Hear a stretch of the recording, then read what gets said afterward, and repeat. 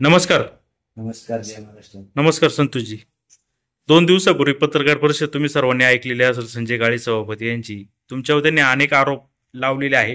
तुम्ही जी सुचवलेली जागा घेत नाही म्हणून त्या जागेला तुमचा विरोध होतोय असं त्यांनी अप्रत्यक्ष आरोप केला आहे तुमच्यावर. काय म्हणणं काय यावर? विषय असा आहे, जागेची निविदा किंवा मग जाहिरात काढायची त्यावेळेस सुद्धा माऊली शेट्टी आणि मी आम्ही विषय घेतला होता की पहिली आपली 13 एकर जागा अनयूज पडू नये, तिचा वापर व्हावा. पण त्याचं मिनिट्समध्ये त्यांच्याकडनं उल्लेख झालेला नाही.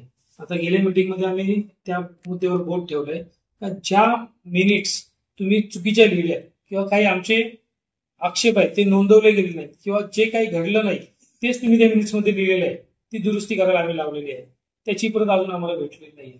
मीटिंग झाली 29 तारखेला, आज तारीख आहे जवळजवळ 5 तारीख. दुरुस्ती त्याच दिवशी व्हायला पाहिजे होती, अजूनही आम्हाला ती प्रत भेटली नाही. सभापती साहेबांनी जबाबदारीने सांगितलं होतं उद्या सकाळी आम्ही तुम्हाला ती प्रत देतो. ती प्रत आज हातात असती तर आज आम्हाला तुम्हाला दाखवता आली असती का ती दुरुस्ती काय. बरं, दुसरं आता आरोप केल्याचं उत्तर.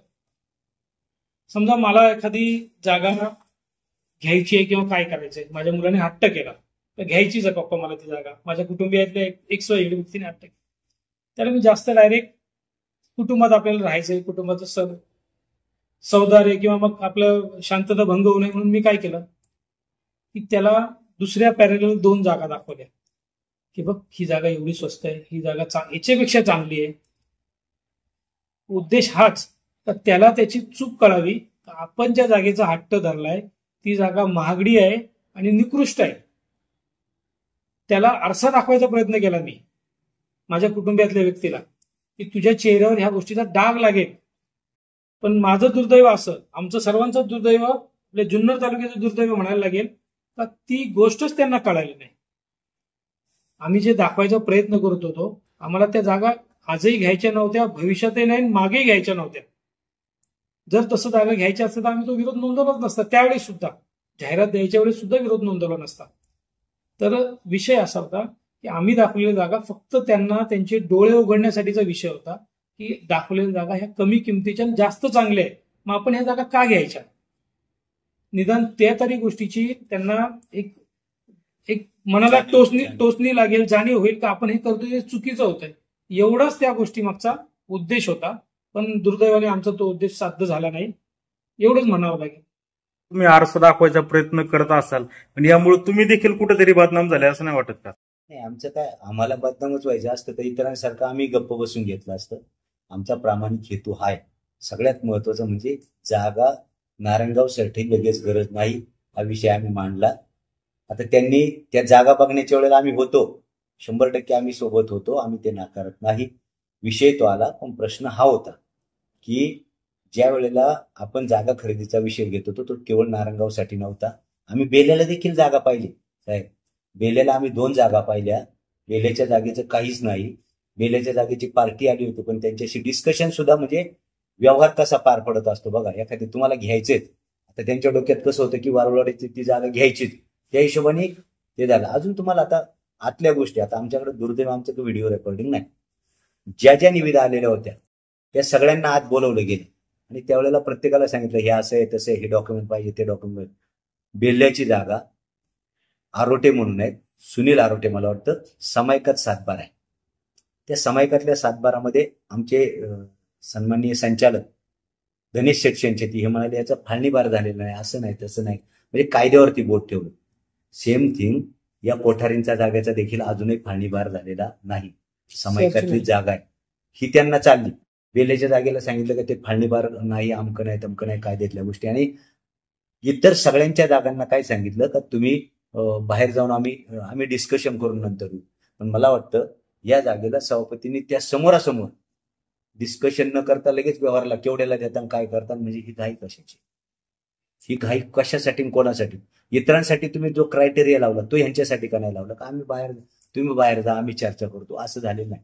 पहिली गोष्ट मगाशी मी तुम्हाला सांगितलं, आमचा उद्देशच आहे नारायणगाव करता सध्या लगेच नव्या जागेची आवश्यकता नाही. आम्ही त्या मुद्द्याशी आजही ठाम आहोत. 13 एकरामध्ये अजिबात डेव्हलपमेंट झालेलं नाही. काल आमचे एक संचालक खूप चांगलं सांगत होते जे मागचे 20 वर्ष तिथं प्रतिनिधित्व करतात, व्यापाऱ्यांचं करतात, शेतकऱ्यांचं करतात, ते सांगत होते की हे विजन आहे. अरे मग तुम्ही 20 वर्ष काय करता आलात, काय केलं तुम्ही, का नाही केलं, हा माझा प्रश्न आहे. सन्माननीय सभापती नाही आमचा तोच प्रश्न आहे. आणि जे आमचे संचालक सांगत होते ना, एवढी सबसिडी आहे, संस्थेला 50%, खाजगीला 25%, हे सगळ्यांना माहिती आहे. तुम्ही केलं काय, आमचा त्यांना प्रश्न हा आहे. आणि आमचं तेच म्हणणं आहे आता की आपल्याला ते करायचंय ना, तर ते तातडीनं करा. आणि त्याच्यासाठी आमचं म्हणणं आहे 10 नाही 20 एकर जागा लागू द्या, पण आता पहिली ती जागा आहे त्याच्यात तर काहीतरी करा. आता काल एक 10-12 दिवसापूर्वी पावसाचं वातावरण होतं ना, प्रत्येकाला तुम्हीच मुलाखत घेतली मला वाटतंय. ज्याचा धनामिती आहे ते सोबत कागद घेऊन यायला लागते. हे कशासाठी, अजून तुम्हाला हेच सांगतो. खाली एका व्यापाऱ्याने पण खूप चांगलं सांगितलं, दिवसभर कॉन्क्रीट तापतं, ती वस्तुस्थिती आहे. कॉन्क्रीट तापतं. कधी सभापती आलेत का बघायला काय मालाचा हाल होतोय, उगतोय कसा दाना किंवा मेथी? सभापती हे कधीच बघत नाही. प्रश्नांना उत्तर द्यायला आम्ही असतो, व्यापाऱ्यांना आम्ही तिथं असतो. आम्ही कधी म्हणाल नाही. मी तुम्हाला मागेही सांगितलं की संस्थेची बदनामी नको म्हणून आम्ही शांत आहोत. आमचं म्हणणं हेच आहे, एक एक पै करून शेष टोमॅटोला काय हो, क्रेटला 2 रुपये, पण 2-2 रुपये करून आज तुमच्याकडे 65 कोटी रुपये. आमचं म्हणणं हेच आहे, आज ओतूरला खूप हाल आहे. एक दिवस तुम्हाला ओतूरला घेऊन जाणार आहे मार्केटच्या दिवशी, चला ओतूरला काय हाल. तुम्हाला तुमच्या माहितीसाठी सांगतो, ओतूरला गाळ्यावरती त्याच्या काय 500 पिशव्या पडतात व्यापाऱ्याच्या. त्या शेतकऱ्याचा उरलेला माल, व्यापाऱ्याचा उरलेला माल बाहेर असतो 1-1.5 किलोमीटर. मला सांगा, तिथं बीट झाली, समजा मार्केटमध्ये बीट झाली, मार्केटच्या आवारात, नंतर उरलेल्या कांद्याच्या बीटसाठी तिकडे व्यापारी जात नाही ना, ऑटोमॅटिकली दर सुद्धा खाली पडतो, शेतकऱ्याचं नुकसान होते. या गोष्टी कोणी हे करत नाहीत. जिथं अजून तुम्हाला हाईट सांगतो, ज्या व्यापाऱ्याकडे खूप मोठी आवक आहे त्याला जागा कमी, ज्या व्यापाऱ्याकडे 25-30 हजार पिशवीची आवक आहे त्याच्याकडे जागा कमी, आणि ज्याच्याकडे आवक कमी त्याला जागा जास्त. हे कुठलं सूत्र आहे, हा कोणता कारभार आहे? हे सगळ्या गोष्टी खूप घडतात. मी वारंवार त्यांना हेच सांगत आलो की तुम्ही पारदर्शी कारभार, पारदर्शी कारभार, पारदर्शी कारभार. काय पारदर्शी कारभार आहे? या सगळ्यामुळं आमचं म्हणणं हे, ओतूरला जागेची प्रचंड गरज आहे. नुसतं आम्ही म्हणायला गेलो ओतूरच्या जागेचं, ते अजितदादांना सांगितले, डॉक्टर अमोल कोल्हेंना खासदारांना सांगितले, शिवाजीदादांना सांगितले, अतुल बेनकेंना, नुसते ह्या गप्पा असतात. इम्प्लिमेंटेशन काय, अंमलबजावणी काय? डुंबरवाडीच्या जागेचं काय झालं? तुम्ही अजितदादा तुमच्या खूप जवळचे, तुम्ही त्यांच्याबरोबर काम करताय, का नाही झाली डुंबरवाडीची जागा आतापर्यंत? प्रस्ताव नाही तुमच्याकडे. आता वरती ते सांगतायत, माझ्याकडे मी तुम्हाला आता हे दाखवले, हे नकाशे आहेत, याच्यावरती टाउन प्लॅनिंग वाल्यांचं काय नाही ते तुम्हाला दाखवलं असेल ना. त्या दिवशी त्यांनी सांगितलं का लेआउट मिळायला उशीर होतोय, तर आम्ही त्यांना विचारलं एवढे 14 वर्ष होतोय का, तर त्यांनी ते माग 2 वर्ष काय आपले माजी सभापती होते. गेलो हो, 2 वर्ष गेलो, 5 वर्ष थोडा 12 वर्ष तर तुम्ही होतात ना, तुमचं सरकारही होतं. अडचण काय? नुसती कारण किती सांगणार? ही ती जी 13 एकर जमीन जी मिळाली होती, सो कॉल लेआउट आहे, याच्यावर सह्या पण नाही. किती दिलंय नाही दिलंय हे काय माहिती नाही. हे त्या दिवशी आम्हाला त्यांनी दिलं, त्याच्यामध्ये स्पष्ट उल्लेख आहे. हा हायवे चाललाय आपला, 1 मिनिट. हा इथून हायवे, हा पुणे नाशिक हायवे आहे. पुणे नाशिक. ओके. इथे पुढे थोडीशी पार्किंग दाखवली आहे, इथे पार्किंग होणार. पार्किंग आहे, G+1-2 काय असेल ती. इथे आपली प्रशासकीय इमारत प्लस इथे आपल्या त्या व्यापारी गाड्या पेढ्या असतील, G+1 त्याची स्ट्रक्चर आहे. हे किती मजली असणार आहे? हे इमारत असणार आहे 2 मजली. 2 मजली सांगतायत ना ते, जे सांगतायत ते फर्स्ट फ्लोअर, सेकंड नाही, फर्स्ट फ्लोअर 2 मजली म्हणजे ग्राउंड प्लस. अच्छा. नंतर इथे पॅकिंग शेड. आणि हे काय आहे इथं? हे पार्किंग आहे सगळं. हा, हे पण पार्किंग. ते पार्किंग. आणि हा रोड आहे का इकडून जायला? रोड पुढे. हा, इथून असं रोड एंट्रन्स आहे. अच्छा. आणि हे इकडे पुढे गेल्यावर हे काय? पॅकिंग शेड आहे टोमॅटोसाठी. टोमॅटोचे म्हणजे व्यापाऱ्यांसाठी. इथे तसंच पॅकिंग शेड आहे. म्हणजे ही लाईन 1-2 आणि हे इकडून अशी, इकडून तर ही इथपर्यंत अशी शेड आहे. आणि मध्ये जागा कशासाठी? ही मध्ये जागा ते म्हणतात पार्किंग, पण याच्यात काय लिहिलंय? Future development. म्हणजे ही आता प्रपोर्शन बघितलं, जवळजवळ अर्धी जागा मोकळी पडली. ऐका ना, आता ते जे तुम्हाला सांगतात ना नवी जागा घ्यायची फ्युचर डेव्हलपमेंटसाठी, अहो तुम्ही इथं या जुन्या जागेतच इथं फ्युचर डेव्हलपमेंट म्हणलंय. तिथे काय करायचं हे अजून वाचाय आपलं. इथं फ्युचर डेव्हलपमेंटसाठी म्हणलंय. हे मैदान कशासाठी मोकळे काय माहिती? फ्युचर डेव्हलपमेंट म्हणलंय. मग आता याच्याशिवाय काय फ्युचर डेव्हलपमेंट आहे? फ्युचर डेव्हलपमेंट म्हणजे नक्की काय? भविष्यामध्ये तुम्हाला काय करायचं त्याच्यासाठी तुम्ही इथं ठेवलं. म्हणजे ऑलरेडी प्लॅन तयारच आहे की मग नवीन जागेची आवश्यकता काय? प्रश्न असा आहे आमचा इथे फ्युचर डेव्हलपमेंटसाठी आता याच्यातून आम्हालाही अंदाज लागत नाही, आम्ही काय आर्किटेक्ट नाही, पण आम्हालाही याचा अंदाज लागत नाही. याच्यात एक फ्युचर डेव्हलपमेंटचं म्हणलं. आमचा साधा प्रश्न परत परत तिथंच येतो, जे काय आपल्याला 28-30 कोटी रुपये, तर इथे एक सुंदर बाजार समिती करावी लोकांना. आज तुम्हाला सांगू, तुम्ही लोकांच्या पेढ्या पाहिल्यात का त्या व्यापाऱ्यांना जे व्यापार करतात नारायणगावला? आता आम्ही मागे लागून आहे ना त्या 3-4 लोकांना तिथे ते स्ट्रॉंग रूम सारखं केलं. अहो शेतकरी आज त्याला लगेच पैसा लागतो. शेतकरी म्हणतोय मला पैसे पाहिजेत, व्यापाऱ्यांनी ते पैसे आणायचे. आता साहेब साधारणतः 5-10 हजारासाठी खून केला जातो. ते व्यापाऱ्यांनी 10-20-30 लाख रुपये कसे आणायचे रोख? त्यांच्याकडे काहीच सेफ्टी नव्हती.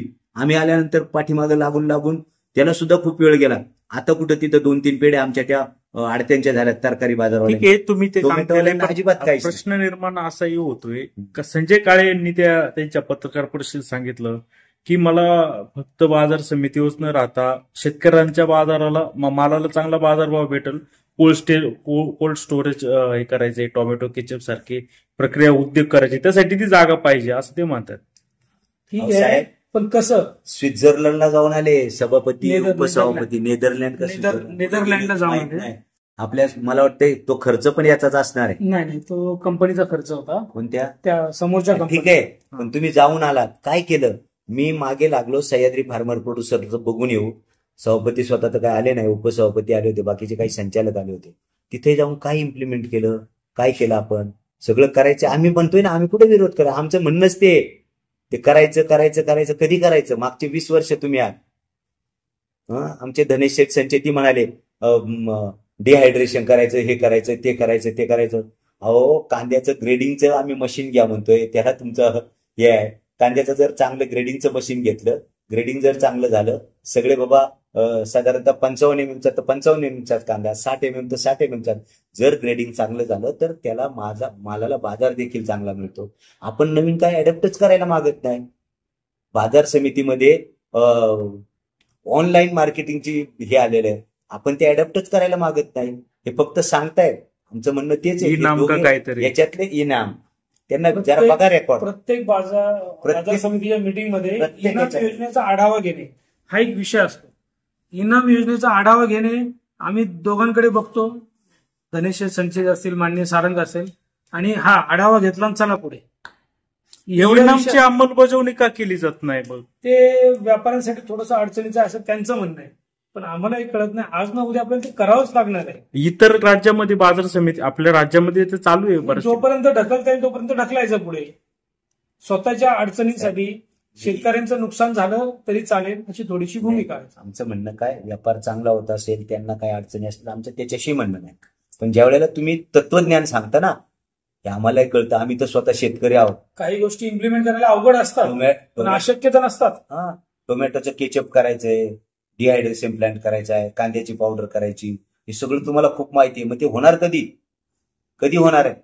ते व्हायला पाहिजे. बरं, तुम्ही जागा नव्हती असं आमच्यासारखी जागा नव्हती. 2010 पासूनची ती जागा आहे, असं काय करताय तुम्ही?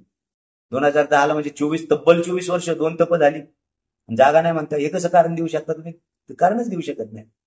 14 वर्ष. याचा अर्थ तुम्हाला ते शक्य होत नाही, जमत नाही, इच्छाशक्ती नाही तुमची. दोनच गोष्टी आहे याच्यामध्ये. तुमची एक तर मानसिकता नाही, किंवा तुम्हाला फक्त काय म्हणतो आपण ढकलत न्यायचंय पुढं. आजचं मरण उद्यावर ढकलायचं.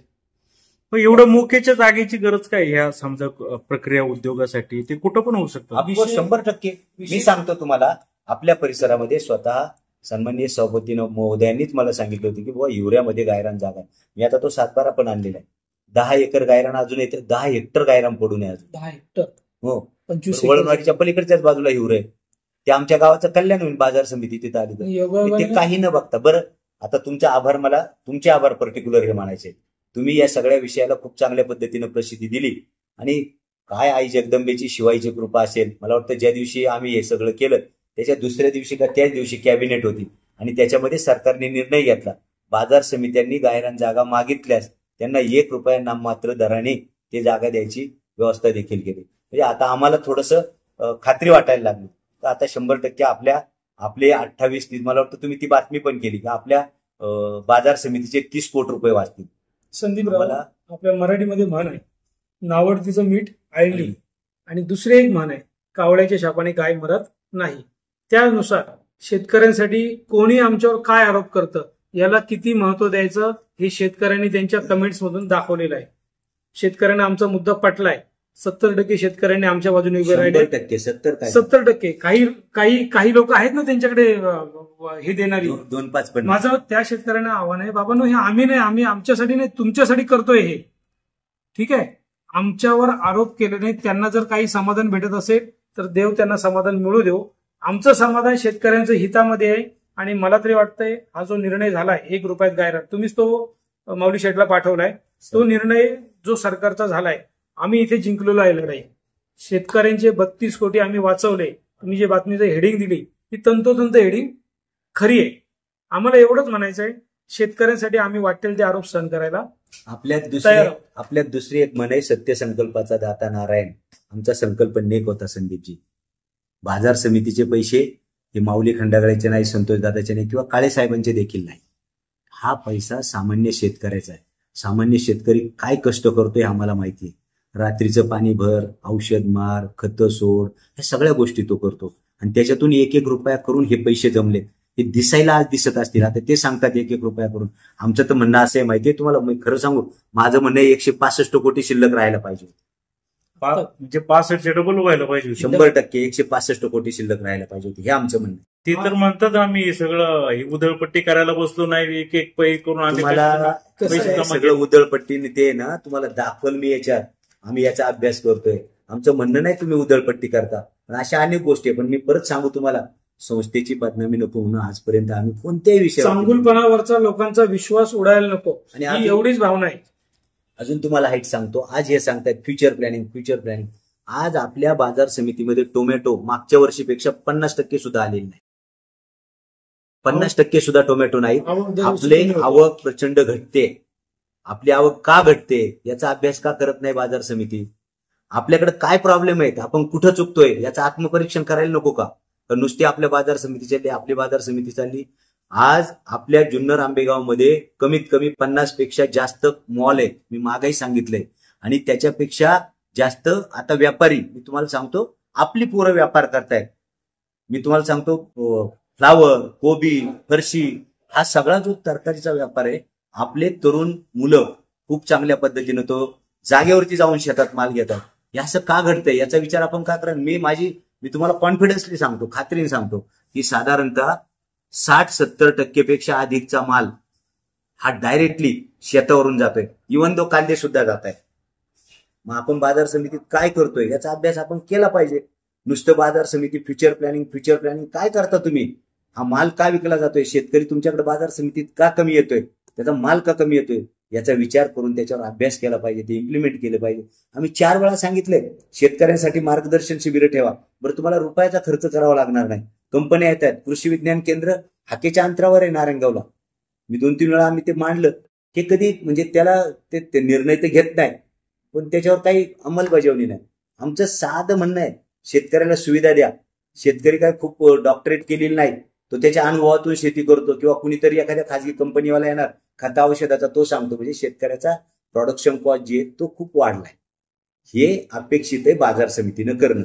नुसत्या जमिनी खरेदी करणं हे काय बाजार समितीचं काम नाही, असं आमचं म्हणणं आहे. दुसरा एक विषय असा आहे, व्यापाऱ्यांमध्ये थोडीशी कॉम्पिटिशन पाहिजे, असं आमचं म्हणणं आहे. जुन्नरच्या बाजार समितीमध्ये कांदे खरेदी व्यापारी ठराविक आहे, त्याच्यामध्ये अजून 1-2 व्यापारी वाढावेत अशी आमची अपेक्षा आहे. गेल्या मीटिंगमध्ये एक विषय आला होता, नाही कांदेवाले थोडेसे गडबड करतात, आपला विश्वास नाही, रिस्क नको, थांबले पाहिजे. रिस्क काय? आपल्या बाजार समितीमध्ये माणूस येणार, कांदे खरेदी केली, त्याला शेतकऱ्याच्या पैशाला त्यावेळेस बाजार समिती जबाबदार आहे. आणि तो माणूस जामीनकी असते, इतर काही गोष्टी असतात, बाजार समिती व्यापाऱ्याला बांधून घेते, लायसन्स द्यायला पाहिजे. तोच विषय सोयाबीनच्या शेतीचा आहे, सोयाबीनच्या मार्केटचा आहे. आपण जाहिरात केली, सोयाबीनचं मार्केट ओपन करायचं ठरवलं, लोकांचे अर्ज मागवले. लोकांचे अर्ज मागवल्यावर गेल्या मीटिंगमध्ये, ह्या ज्या गदारोळची मीटिंग झाली त्या मीटिंगमध्ये विषय असा ठरला की नाही, आपल्याकडे ते धोरणच अजून आपण नक्की नाही केलंय. सोयाबीनची व्यापार कसा करायचा आपल्या मीटिंगमध्ये नियमावली ठरवली नाही. अर्ज कसे काय मागितले? मला तेच म्हणायचंय. मग हे जे आपले व्यापारी आहेत, धनेश संचेती असतील किंवा XYZ कोणी, यांनी जर एवढी वर्ष इथे त्यांच्या अनुभवाचा फायदा का नाही करून घेते आपल्या दुसऱ्या व्यापाऱ्यांसाठी? त्यांचा हा जो अनुभव फक्त टीव्हीवर बोलण्यापुरताच आहे का? त्यांना ह्या आपल्या अनुभवातून दुसऱ्याला काहीतरी चांगलं घडवता आलं पाहिजे. मी त्यांना तिथे त्यावेळेस म्हणालो की आपण एक सीझन पुरतं बाजार समितीचं बारामती बाजार समितीचा आपण अडॉप्ट करू. त्यांची खरेदीची पद्धत काय नियमावली आहे ह्या वर्षी आपण ते प्रायोगिक तत्वावर आपण पुढे करू. नाही हा नियम आपला स्वतः आपण ठरवू आणि पुढच्या मीटिंगमध्ये हा निर्णय घेऊ. सोयाबीनचं सीझनच 1 महिन्याचं असतं. जर 15 दिवसांनी मीटिंग लावली, आता आज अजेंडा आलाय आम्हाला उपसभापती निवडीसाठी मीटिंग लागली 11 तारखेला, पुढच्या मीटिंगमध्ये तुम्ही घेणार होतात तो निर्णय सोयाबीनसाठी, का नाही त्याच्यात अजेंड्यामध्ये विषय टाकला तुम्ही? मग म्हणजे तुम्हाला फक्त विषय जे सोयीचे आहेत त्याचा निर्णय घाईने घ्यायचा, बाकीचे विषय थंड बस्त्यामध्ये ठेवून द्यायचं, त्याच्यावर कोणत्याही प्रकारचा निर्णय घ्यायचा नाही. आमचा चांगल्या कामाला कधी विरोध नव्हता, नसणार आणि आताही नाही, पण चुकीचं काम आम्ही होऊ देणार नाही. बाजार समितीच्या मीटिंगमध्ये तुम्ही विरोध केला, पत्रही दिलं, नंतर ही बदनामी कशासाठी? पत्रकारांना ही माहिती देणं हे कसं बदनामीच नाही? ही अजिबात बदनामी नाही, त्याच्यात बदनामी एक आमचं म्हणणं, काळे साहेबांनी जे शब्द वापरला त्याला माझं ऑब्जेक्शन. आम्ही कधी उलट बाजार समिती आधीच बदनाम झालेली आहे. काळेनी गाळे हे समीकरण आजचं नाही, ही बदनामी आधीच झाली. उलट आम्ही आल्यापासून बाजार समितीची प्रतिमा सुधारवण्याचा प्रयत्न करतोय आणि माझं सन्माननीय सभापती काळे साहेबांना हात जोडून कळकळीची विनंती आहे, तुमचा तो शब्द तुम्ही मागे घ्यायला पाहिजे. बाजार समिती, आता मी खूप त्याच्यावरती बोलू शकतो, बाजार समिती अगोदरच तुम्ही बदनाम केली, काय केली कसं केली सगळ्यात जग जाहीर आहे. आम्ही आल्यापासून ते झाकायचा प्रयत्न करत होतो आणि मी तुमच्या माहितीसाठी सांगतोय, मी असेल, संतोष दादा, भास्कर शेठ गाडगे, आम्ही झाकायचं म्हणजे तुम्ही त्यांचे पाप झाकता का? नाही, झाकायचा प्रयत्न म्हणजे चुकीच्या गोष्टी बाहेर येऊ नयेत. एखादा तंटा बकेट झाला तिथलं संपवायचा. प्रत्येक वेळेला या जागेच्या संदर्भात देखील आम्ही सांगत होतो, साहेब आपण 30 कोटीची जागा घेतोय, 30 कोटीची जागा 7,11,000 रुपये गुंठ्याने घेतोय. आम्हाला असं वाटतंय, माझा रस्ता येतो रोजचा, मला तिकडचे बाजारभाव माहिती आहेत, आम्ही पहिली गोष्ट ती जागा घेऊच नये हे मत व्यक्त केलं. नंतरही त्यांनी सांगितलं, व्यवहाराच्या वेळेला देखील इतकी प्रचंड घाई त्यावेळेला. आणि तुम्हाला आता काय काळे साहेबांच्या बाबतीत मी कशाला काय सांगू, तुम्हाला सगळ्यांना जग जाहीर आहे त्यांचा स्वभाव कसा आहे. तिथं म्हणतात काळे गाळे, हे म्हणतात हा माझा अभिमान आहे, मी बांधले गाळे, असे निवडणुकीवेळी ती भाषणं करायची. नाही, आता तो त्यांचा विषय, त्यांना काय वाटतं आम्हाला माहित नाही, आम्हाला त्याच्यावरती नो कमेंट्स, आम्हाला त्याच्यावरती बोलायचं नाही. पण ते जे म्हणाले बदनामी करतात, अजिबात नाही. उलट बाजार समितीच्या माध्यमातून तुम्हाला पटणार नाही, शेतकऱ्यांनी काही चांगलं केलं असेल आम्ही बोलून घेतो. शेतकरी दिन बाजार समितीत कधी साजरा झाला होता का? शेतकऱ्याला कधी माहितीये? माऊली खंडागळे, संतोष दादा, आम्ही तिथं आलो, आम्ही संचालक नव्हतो तेव्हा सुद्धा. आदरणीय 1 जूनला महाराष्ट्र राज्याचे माजी मुख्यमंत्री वसंतरावजी नाईक साहेबांच्या स्मृती दिनाच्या निमित्तानं शेतकरी दिन साजरा होतो. मी, बाबूभाऊ पाटे, आम्ही सगळेजण शेतकऱ्यांना तिथं गुलाब पुष्प देतो. हे कधी आहे? शेतकऱ्याकडून काय, शेतकऱ्यांनी काय अपेक्षा करायची? कधी बाजार समितीचा चहा पितो का शेतकरी तुमचा? त्याला कधीतरी सन्मानाने बोलवा, त्याचं कौतुक करा. कधी आहेत का तुम्ही? कधीच नाही. ही सुरुवात आम्ही केली, याचा आम्हाला अभिमान आहे. म्हणजे आम्ही बाजार समितीची शान वाढवण्याचं काम केलंय, बदनामी नाही केली. कोणत्याच बाजार समितीत असं घडत नाही. शेतकऱ्यांना एक गुलाबाचं फुल दिलंय, फारही काही नाही, पण शेतकऱ्यांना ते खूप आनंद वाटला. तुमच्याकडे न्यूज चॅनलकडे आम्ही गेलो, याच्यात त्यांना दुःख वाटत असेल तर आम्ही सातत्याने 10-12 मीटिंगमध्ये अनेक विषय मांडतोय, पण त्याची दखलच घ्यायला तयार नाही. शेवटी आम्हाला ही दखल घेण्यासाठी कुठेतरी तुमच्या समोर यावं असं वाटलं. मला नाही वाटत यात काही वावग आहे. साधा उपहारगृहाचा प्रश्न आहे. जसे माऊलींनी चहाची अपेक्षा शेतकरी करत नाही, शेतकऱ्याला जेवणाची सुद्धा अपेक्षा नाहीये. आम्ही सातत्याने जुन्नर आणि ओतूर इथे उपहारगृह करण्यासाठी 8 तास कॅन्टीन करण्यासाठी शेतकऱ्यासाठी नारायणगाव सारखं. त्यांचं म्हणणं असे 2च दिवस तिथे व्यापार होतो. अरे 2 दिवस व्यापार होतो, माल टाकायला शेतकरी येत नाही, तिथे मालाचे पैसे घ्यायला येत नाही, मालावर औषध फवारायला औषध घ्यायला येत नाही, दुसरं काही प्रशासकीय काम करायला येत नाही. मग शेतकरी फक्त 2च दिवस येतो का? इतर दिवस शेतकरी येत नाही का? बरं, गेल्या मीटिंगमध्ये तो अर्ज आला, तुम्हालाही सांगितलं की त्या दिवशी त्या एका महिलेचा अर्ज आला, त्यांनी स्पष्ट शब्दात नाही जमणार, इथे जमणार नाही, इथे खूप हॉटेल आहेत, ह्या भाषेत उत्तर द्यावं. काय द्यायचंय? फक्त एक पत्र्याची शेड द्यायची त्यांना आणि एक लाईटचं कनेक्शन द्यायचं. जर तिथे 50 रुपयात जेवण त्या महिलेने दिलं, बाजार समितीचं नुकसान काय होणार आहे? तिथे शेतकरी जर 100 जेवले, 1000 जेवले, 500 जेवले, रोज जेवले, त्याचा प्रश्न, तर तो कॅन्टीनवाल्याला परवडेल. त्याच्यात बाजार समितीचं नुकसान काय होणार आहे? एक साधा प्रश्न आहे. टोमॅटो मार्केट सुरू होताना देखील अनेकांचं म्हणणं होतं, संचालकांपैकी काहींचं म्हणणं होतं, पण त्यावेळेला मी जाणीवपूर्वक उल्लेख करेन, श्रीराम भाऊ गाडवे जे अखिल भारतीय भाजीपाला संघटनेचे अध्यक्ष आहे, त्यांनी ती संकल्पना मांडली आणि मला वाटतं 2009 साली आपल्याकडे नारायणगावला टोमॅटोची निलाव पद्धतीनं विक्री सुरू झाली. असं सगळ्यांना खूप लोकांना वाटत होतं की हे चालणार नाही, पण आज खूप कल्याण झालं त्या मार्केटमुळं. आमचं म्हणणं हेच आहे, ते कॅन्टीन सुरू करा, त्याला नाही परवडलं नाही चाललं तर बंद होईल, त्याच्या पलीकडे काय बाजार समितीचं काय नुकसान व्हायचं कारण आहे. आजही तुम्हाला सांगतो, ओतूरमध्ये आतमध्ये 2 हॉटेल खूप चांगला धंदा होतोय, मला वाटतं 10-20 हजाराचा धंदा होता असेल त्यांचा, मग कॅन्टीन का नाही चालणार? 100% कॅन्टीन चालेल. म्हणून आमचं नवीन काय जे आहे शेतकऱ्यांच्या हिताचं ते आम्ही सुचवत असतो. शेतकऱ्याचं तुम्ही जे सुचवाल ते विषय नाकारायचं धोरण संजय काळे व त्यांचे संचालक करता असं म्हणायचं नाही, असंच म्हणून चालणार नाही. बहुधा तसाच ट्रेंड असतो. आम्ही जाणीवपूर्वक म्हणलं की मग ते नाकारायचंच, असाच ट्रेंड असतो. तुम्ही हा म्हटलं का नाही, नाही म्हटलं का हो, आणि असंच काय नाही. पण जे बघा, मला सांगा ना, प्रामाणिक सांगा तुम्ही, शेतकऱ्यांसाठी 50 रुपयात पोटभर जेवण मिळणं हे शेतकऱ्यांच्या हिताचं आहे का अहिताचं आहे? हिताचं. मी काय म्हणतो, तुम्ही चालू करा, नाही चाललं तुम्हाला सांगायला होईल ना शेतकऱ्यांना. बरं, त्यांनी त्यांच्या मॅनिफेस्टोमध्ये ते दिलेलं होतं, आमचं म्हणणं तेवढंच आहे. आता एक दुसरा प्रश्न आहे, तुमच्या सोबत जे लढले पॅनलमध्ये जनार्दन मरबळ, अर्थात ते तर एकदम संजय काळेंनी त्यांना अगदी जवळच्या खुर्चीवर बसवलं आणि ते देखील म्हणायला लागले का संजय अशी व्यक्त करतो का बाजार समिती मीटिंग मध्ये सुद्धा 30 खुर्ची त्यांना रोज मिळव, ती खुर्ची त्यांना रोज मिळव अशी अपेक्षा व्यक्त करतो. काळे साहेबांनी जेवढ्या प्रेमाने त्यांना पत्रकार परिषद जवळ बसवलं होतं, त्याच प्रेमाने त्यांना बाजार समितीच्या मीटिंग मध्ये सुद्धा बाजूला बसवावं. आमचे सहकारी आहेत, कोणी कुठे बसावा हा आक्षेपाचा मुद्दा नाहीये. मग आता याच्या अगोदर कधी असं जवळ घेतलं होतं त्यांना? त्यांनाच विचारा. मी तुम्हाला दुसरं सांगतो, माझं स्वतःचं मत आहे, तो विषय तुमच्याही कोणाच्या लक्षात नाही. आपल्या आदिवासी हिरडा प्रकल्प आहे, त्याच्यावर खूप राजकारण झालंय. मला त्याला वेगळं तोंड फोडायचं नाही किंवा विषय डायव्हर्ट करायचा नाही. आपली बाजार समिती ही शेतकऱ्यांसाठी आहे. हिरडा प्रकल्प हा कुणासाठी आहे साहेब? शेतकऱ्यांचाच आहे. माझं म्हणणं असं आहे, तुम्ही प्रक्रिया उद्योग सारखं चाललं. हा काय हो हिरडा प्रकल्प? प्रक्रिया उद्योगच आहे ना. त्यांच्याकडे पैसे नाही म्हणूनच रखडलाय ना. तुमच्याकडे पैसे आहेत ना बाजार समितीत. माझं म्हणणं असं आहे, थोडे पैसे टाका, आमच्या आदिवासींचं कल्याण होईल. तो प्रोजेक्ट तुमच्याकडे घ्या बाजार समितीकडे, किंवा नोडल एजन्सी म्हणून काम करा, त्यांना मार्गदर्शन करा. एवढे पैसे आहेत ना, आमच्या आदिवासी बांधवांचं कल्याण होईल. का तुम्ही तो विचार तुमच्या डोक्यात येत नाही? 65 कोटी रुपये इतकी तर गरज पण नाही का? आदिवासी हा घटक काय शेतकरी नाही का? त्यांना बिचाऱ्यांना उपोषण करायला लावेपर्यंत थांबेपर्यंत आपणच निर्णय घेऊन तो विषय मार्गी लावला पाहिजे. का होत नाही? आणि बाजार समितीची जबाबदारी पण जबाबदारी शेतमालाच आहे ना तो. आमचं म्हणणं हे 65 कोटी 5-10 कोटी रुपये खर्च करा, आमच्या आदिवासी बांधवांचं कल्याण होऊन जाईल. तो प्रोजेक्ट चालू होईल. उद्या त्याच्यातूनही 2 रुपये मिळतील. सर्वांचं म्हणजे आदिवासी विभागातच हिरड्याचं उत्पादन आहे. त्याला करा ना, तो प्रोजेक्ट हातात घ्या.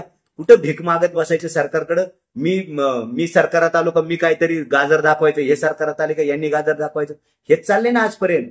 आपल्याकडे जर पैसा आहे तर वापरा तो पैसा, आपल्याच जनतेच्या कल्याणासाठी उपयोग होईल. ह्या गोष्टी का सुचत नाहीत तुम्हाला? एवढी महागडी जमीन घेतात कोल्ड स्टोरेजच्या नावाखाली, इतर कोणी लोकप्रतिनिधी का विरोध करत नाही, का बोलत नाही? कोणते लोकप्रतिनिधी? आता विद्यमान आमदार किंवा माजी आमदार किंवा अनेक आमदारकीसाठी.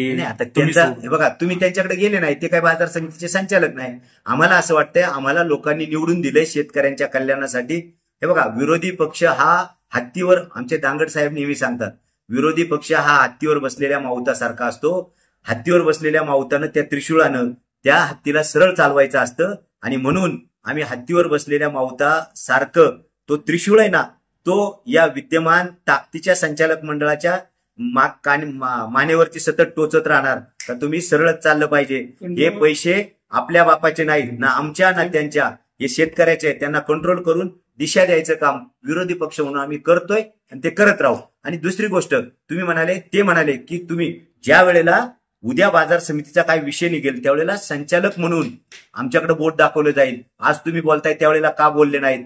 आमचं उत्तरदायित्व आहे, लोकांचा पैसा आहे आणि तो योग्य सन्मार्गाला लागला पाहिजे. म्हणून आम्ही जनतेपर्यंत हा विषय गेलाच पाहिजे म्हणून आम्ही चॅनलकडे आलो. आम्हाला कोणाची बदनामी करायची नाही. आणि मला सांगा साहेब, आपले जर 30 कोटी रुपये वाचतायत तर हे बाजार समितीचे हित आहे का अहित आहे? जर त्यांना वाटत असेल अहित तर आम्ही ते अहित 100% करू. बाजार समितीचं अहित त्यांना वाटत असेल 30 कोटी खर्च करतोय ते जर हित आहे, आम्हाला वाटतंय ते चुकीचं आहे. आम्ही तो मुद्दा जनतेपुढे आणायचं आमचं काम आहे. कारण जनतेनं आम्हाला एक एक मत दिलंय, आम्हाला जनतेने निवडून दिलंय, ती आमची जबाबदारी आहे. त्यासाठी आम्ही हे करतोय. आता ठीक आहे, एवढं मोठा कोट्यवधीचा गोड बंगाल गपला, आता काय म्हणू शकत नाही, परत म्हणतील बदनामी केली वगैरे. तर अजून काय असे विषय आहेत का अशाच पद्धतीचे गाळे बांधणे वगैरे, काय माहिती असेल ना तुम्हाला? अजूनपर्यंत तसं काही हे नाही, पण हा विषय फार मोठा होता आणि त्याच्यामुळे याच्यावर आम्हाला आमचा आक्षेप नोंदवावासा वाटला, लेखी आक्षेप नोंदवावासा वाटला, तो आम्ही नोंदवलेला आहे. आणि भविष्यात असे काही विषय येतील त्यावेळेसही वेळोवेळी चुकीच्या निर्णयाला आमच्याकडनं कडाडून विरोध होईल. शेतकऱ्यांकडनं ज्या अपेक्षेने आम्हाला मतदान केलं गेलंय ती अपेक्षा आम्ही नक्की पूर्ण करू, त्याबद्दल काही शंका नाही. सोयाबीनचं आता काढणी सुरू आहे. शासनाने 4,892 रुपये दर दिलाय आणि 40, 42, 43 रुपयांनी खरेदी सुरू आहे. बाजार समिती काय करते? काय झालंय, सोयाबीनच्या याच्यासाठी आपण ऑफिशियली शासनाकडं हे झालेलं नाही. आणि दुसरं, नारायणगावच्या उपबाजारामध्ये एक माळवे म्हणून आहे, ते बिचारे खरेदी करतात. त्यांना कोणत्याही प्रकारचं बाजार समितीचं लायसन दिलेलं नाही, बाजार समितीनं लायसन दिलेलं नाही. पण शेतकऱ्यांच्या सुविधेसाठी ते बिचारे खूप चांगल्या पद्धतीने गेले. अनेक दिवसापासून, एक 4-5 दिवसापासून मला 3-4 फोन आले. तर मी स्वतः घोंगडे साहेबांकडे चौकशी केली. आपल्या आवारात आहे, परंतु त्यांना आपण आडतीचं लायसन दिलं नाही. ते बिचारे म्हणाले की मला परवडत नाही, पुढं माझं ज्या पद्धतीनं विक्री होते त्या पद्धतीत मी खरेदी करतोय. उद्या ज्या वेळेला नियमन कायद्याअंतर्गत आपण काहींना लायसन देऊ त्यावेळेला आपल्याला 100% जो सरकारने ठरवून दिलेला दर आहे त्या दरामध्ये आपल्याला सोयाबीन खरेदी करावं लागेल. आणि त्यासाठी मगाशी दादांनी सांगितल्याप्रमाणे आम्ही बाजार समितीच्या माध्यमातून आडत्यांच्या लायसनसाठी जाहिरात देखील दिलेली आहे. असं जरी असलं, तुम्ही शेतकऱ्यांचे नेते आहात, शेतकऱ्यांनी तुम्हाला मतदानही केलेलं आहे, परंतु बाजार समितीच्या माध्यमातून नाफेडकडून खरेदी केंद्र जुन्नर, नारायणगाव या परिसरात होण्यासाठी मागणी देखील का? 100% आम्ही त्या पद्धतीनं मिटिंगमध्ये तो विषय घेतलेला आहे आणि केलेला आहे. नाफेडच्या मागच्या कांद्याच्या विषयावरती देखील आम्ही मागणी केलेली होती. पण सरकारची धोरणं काही दिखाव्यापुरती असतात, त्यापैकी काही मुद्दे तसे आहेत. मागे कांद्याच्या बाबतीत आम्ही मागणी केली होती, पण ते झालं नाही. सोयाबीनच्या बाबतीत कदाचित तसंच असेल. ठीक आहे, धन्यवाद. तुम्ही आम्हाला भरभरून सविस्तर दिलखुलास पद्धतीने मुलाखत दिल्याबद्दल धन्यवाद. आपले खूप खूप आभार आहेत. माझी शेतकऱ्यांना, व्यापाऱ्यांना, बाजार समितीशी संबंधित ज्या ज्या काही गोष्टी आहेत, दादांनो घाबरू नका. तुमच्या काय अडचणी असतील आमच्यापर्यंत या, सांगा. 24 तास आपल्या सेवेत आम्ही सदैव तत्पर आहोत. ज्या ज्या काही अडचणी बाजार समितीच्या संदर्भाने असतील, मग रात्री अपरात्री कधी काढत्याचा विषय असतो, कधी व्यापाऱ्यांकडून पैसे न मिळण्याचा विषय असतो, इतरही काही विषय असतात, कोणाचा लायसनचा प्रश्न असतो, अनेक प्रश्न असतील. कृपा करून माझी शेतकऱ्यांना आमच्याकडून हात जोडून विनंती आहे, आमच्याकडे संपर्क साधत चला. बाजार समितीचे कर्मचारी तर तुम्हाला सेवा देण्यासाठी आहेतच, पण त्याच्यातूनही तुम्हाला वाटलं की आम्हाला व्यवस्थित सेवा मिळत नाही, आम्हाला न्याय मिळत नाही, माऊली खंडागळे, संतोषदादा चव्हाण, भास्कर शेठ गाडगे, सगळे संचालक मंडळ तिथं निश्चितपणानं आपल्या प्रत्येक प्रश्नाला उत्तर देण्यासाठी बांधील आहोत. कृपा करून आमच्याशी या पूर्व काळात करत होता तसा संपर्क करत चला. निश्चितपणाने शेतकऱ्यांना न्याय द्यायचा आम्ही सगळेजण प्रयत्न करू. धन्यवाद.